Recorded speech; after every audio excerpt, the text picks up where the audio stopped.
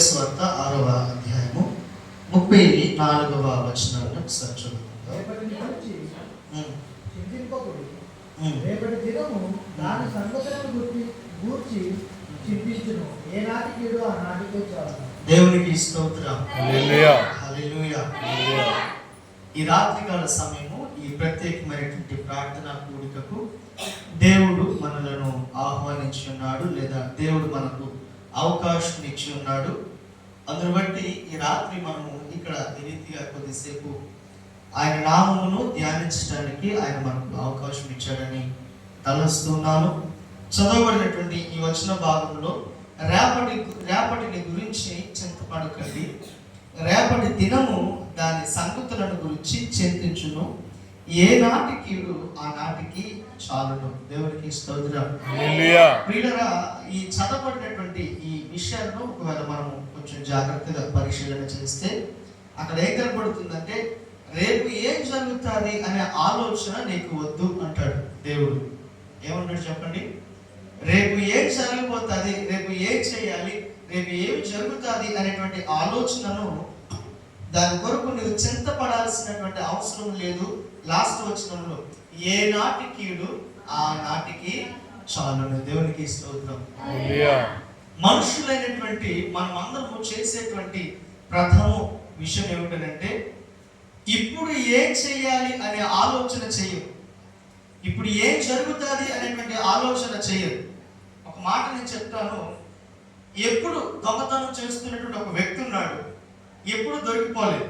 కానీ ఒక సందర్భంలో దొరికిపోయేసరికల్లా ఇప్పుడు నా పరిస్థితి ఏంటి, రేపు సమాజంలో నేను తల ఎలా ఎత్తగలను, లేకపోతే నేను ఏం చేయగలను, నేను ఎలా చేస్తే ఈ సమస్య నుంచి బయటకు వెళ్తాను. దేవునికి స్తోత్రం. నా ముఖము నా తోటి వారికి నేను ఎలా చూపించుకోగలుగుతాను, ఈ ప్రాబ్లం ఎలా ఫేస్ చేయగలుగుతాను అనేటువంటి ఆలోచనలో మునిగిపోతూ ఉంటాడు. ప్రియులరా, నేను మీకు జ్ఞాపకం చేస్తున్న విషయం ఏమిటంటే, ఎందుకు చేశావు, ఎలా చేశావు అన్న విషయాన్ని పక్కన పెట్టేసే. అనార్థం జరిగిపోయింది. జరగక ముందు ఒకవేళ ఆలోచన చేస్తే ఏదైనా ప్రయోజనం దొరుకుతుంది. జరిగిన తర్వాత, అది బయటపడిన తర్వాత మనం ఎవరు కూడా దాన్ని మార్చలేరు. ప్రభు వారు అంటారు, నువ్వు చింతపడాల్సిన అవసరం లేదయా, నీ తల వెంట్రుకలో ఒక్కటి తెల్లగానైనను నల్లగానైనను నువ్వు చేయలేవు అని వాక్యం చెప్తాను. రేపు ఏం జరగబోతుంది అనేటువంటి ఆలోచన చేస్తున్నారు, కానీ ఇప్పుడు ఏం చేయాలి అనే ఆలోచన ఎవరు కూడా ఆలోచన చేయరు. అది ఏదైనా కావచ్చు. ఇప్పుడు ఫర్ ఎగ్జాంపుల్, నేను చాలాసార్లు ఈ మధ్యకాలంలో ఎక్కువగా ఈ మాటను వాడుతూ ఉన్నాను. 10వ తరగతి ఒకవేళ ఫెయిల్ అయిపోతే వారి మైండ్లో ఏ ఆలోచన జరుగుతుంది అంటే, ఇప్పుడు నా మొహము నా తల్లిదండ్రులకి నేను ఎలా చూపించాలి, లేకపోతే నేను నా స్నేహితులను ఎలా ఫేస్ చేస్తాను. ఇన్నిసార్లు ఇన్ని గొప్పలు చెప్పుకున్నాను, స్టడీ అవర్స్ అని, స్పెషల్ క్లాసెస్ అని, ట్యూషన్స్ అని ఎన్నో చెప్పించుకున్నాను. మా అమ్మ వాళ్ళ డబ్బులన్నీ ఎన్నో నేను ఆకర్ చేశాను. ఈరోజు చూస్తే నేనేమో పాస్ అవ్వాల్సిన సబ్జెక్ట్స్ అన్నీ ఫెయిల్ అయిపోయాను. ఇప్పుడు నా మొహము నేను అనేకులకు ఎలా చూపించగలను, పొరుగు వారికి ఎలా చూపించగలను అనే ఒక డిప్రెషన్లోకి వెళ్ళిపోతూ ఉంటారు, ఒక ఆలోచనలోకి వెళ్ళిపోతూ ఉంటారు, ఒక తీరుకోలేనటువంటి ఒక లోటులోకి వెళ్ళిపోతూ ఉంటారు. ప్రియులను గమనించండి. నేను అంటాను, అవును ఫెయిల్ అయిపోయాడు. ఎందుకు ఫెయిల్ అయ్యావు, ఎలా ఫెయిల్ అయ్యా అనే విషయం పక్కన పెట్టు, అయిపోయింది. ఇప్పుడు నువ్వు చింతపడినంత మాత్రం పాస్ అవుతావా? నువ్వు చచ్చిపోయినంత మాత్రం అది పాస్ అయ్యి నీకు రిటర్న్ తీసుకొని వచ్చి ఇస్తారా? లేదు, లేదు. సో అందుకు వాక్యం ఏం చెప్తుందంటే, జరిగిపోయినటువంటి సంఘటనల గురించి నీకు అనవసరం, రేపు ఏం జరగాలి అనే సంగతులు నీకు అనవసరం. ఈ రోజు నీకు ఏం కావాలి అనేది నీకు చాలా ప్రాముఖ్యం. రేపు కొత్త సంవత్సరం వస్తుంది. కొత్త సంవత్సరంలో చాలా మంది నిర్ణయాలు ఏమిటంటే, మన వాట్సాప్ స్టేటస్లు కావచ్చు, ఫేస్బుక్లో కావచ్చు, ఇలా మందిరంలో కావచ్చు, ఫ్యామిలీస్లలో కూడా కావచ్చు, చాలా మంది ఏం ఆలోచన చేస్తారంటే, ఒకవేళ ఈ కొత్త సంవత్సరంలో నేను ఏదైనా ఒక నిర్ణయం తీసుకోవాలి. ఏం తీసుకున్నట్టు ప్రభువా, ఈ కొత్త సంవత్సరంలో ఈ బైబిల్ని నేను పూర్తి చేసేస్తానంటే ఒకడు. ఈ నూతనమైన సంవత్సరంలో ప్రభువా నేను ప్రార్థనలో బలపడాలనుకుంటున్నాను ప్రభువా అంటాడు ఒకడు. ఈ నూతనమైన సంవత్సరంలో ప్రభువా నేను బూతులు మాట్లాడటం మానేయాలి ప్రభువా అంటాడు ఒకడేమో. నేనేమో చెడు తిరుగుడు తిరగకుండా ఉండాలి ప్రభువా అని అంటాడు ఒకడు. ఒకడేమో నీ దొంగతనం చేయకూడదు ప్రభువా అని అంటాడు. ఒకడేమో నీ త్రాగకూడదు ప్రభువా అని అంటాడు. ఒకడేమో నీ పాపంలో తిరగకూడదు ప్రభువా అని అంటాడు. నువ్వు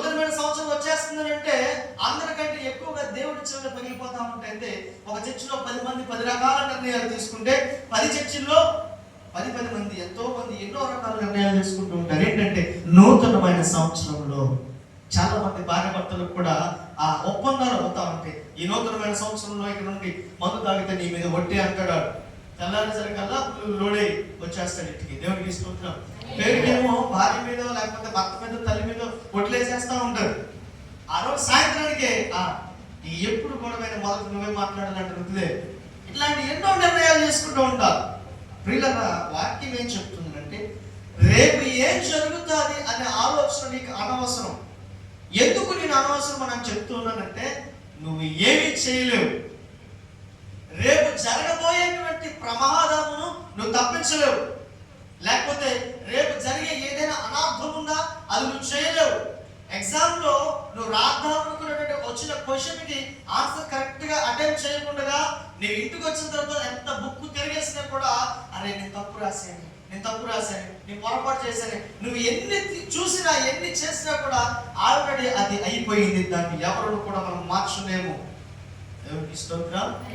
చెప్పండి, జరిగినటువంటి సంఘటనలను ఎవరు కూడా మనము మార్చలేము. అందుకు దేవుడు అంటున్నాడు ఈ నాటి కీడు మనకి ఈ రోజుకి చాలు. దేవుడికి స్తోత్రం. సమాజంలో అందరికీ ఉన్నటువంటి ఒక అలవాటు ఏమిటంటే సంపాదన అంటే చాలా మందికి ఇష్టం కదా. ఇష్టం ఏంటండి? ప్రాణం. చెప్పండి, ఇష్టమా ప్రాణమా? డబ్బు కొరకు ఎంత కష్టమైనా చేయడానికి ప్రయాసపడు. డబ్బు కొరకు ఎంత నీతి మాలిన పని అయినా చేయడానికి ఇష్టపడతాం. ఎందుకనంటే అది మనకు అవసరం. ఈరోజు డబ్బు కోసం ప్రయాసపడుతూ పోరాటం చేస్తున్నటువంటి మనుషులు చాలా మంది ఉన్నారు. వాక్యం ఏం చెప్తుందనంటే ఈరోజు నువ్వు తినడానికి త్రాగడానికి నీకు కావలసినవి ఉంటే చాలు. దావీదు మహారాజు అంటాడు ఒక సందర్భంలో, అయ్యా ఒకవేళ ఎక్కువైతే ఏంటంట, నేను ఈరోజు నాకు కావాల్సిన దానికంటే ఎక్కువగా అధికముగా ఉంటే దేవుడితో సంబంధం ఏంటి? చాలా మంది ఈరోజు మందిరానికి కూడా రావడానికి అయ్యే మొక్కలు చెప్తూ ఉంటారు. చెప్పండి, తినడానికి త్రాగడానికి అన్నీ ఉంటే మందిరం గుర్తురాదు, సంఘస్థులు గుర్తురాదు, ఇల్లు పొరుగు వారు గుర్తురాదు. డబ్బులు పడగానే డబ్బులు వేసేసుకొని జేబులో గోవాకో లేకపోతే అమెరికాకో ఇంకా ఎక్కడికైతే అక్కడికి ఎప్పటి వరకు మళ్ళీ అడుగుకునే స్థితి వచ్చేంత వరకు కూడా చుట్టుపక్కల వాళ్ళు ఎవరో కనపడరు. ఇప్పుడు అవన్నీ అయిపోయిన తర్వాత చిన్న కోపకి ఒకటి పెట్టుకొని పంచదారకో ఇటు టీ పట్లనుకో అటు నూనెకో అప్పుడు కనపడతారు వీళ్ళందరూ. మళ్ళా వాక్యం చెప్తుంది ఈరోజు నువ్వు ఏ పొరపాటు చేసావో, ఏ ఇబ్బంది చేసావో, ఏ అతిక్రమం చేసావో దాన్ని హోంవర్క్ పూర్తి చేసి ఏం చేయాలంటే ఈ రోజు నువ్వు పూర్తి చేసి రేపు చూద్దాంలే, రేపు చేద్దాంలే అని ఒకవేళ నువ్వు ఆలోచన చేస్తున్నావా, ఇక నీ పరిస్థితులు నీ స్థితిగతులు కూడా ఇక అంతంత మాత్రమే అని వాక్యంలో మరొక మాటను చూద్దాము. సామెతలు రాసినటువంటి సొలొమోను మహారాజు రాసిన సామెతల గ్రంథము 10:27వ అధ్యాయం 1వ వచనంలో మరలా అదే మాట కనబడుతుంది. చూడండి, అతిశయపడకుము, ఏ దినమున ఏది సంభవించునో అది నీకు నాకు కూడా తెలియదు. రేపటి దినము కొరకు నీవు అతిశయము పడొద్దు.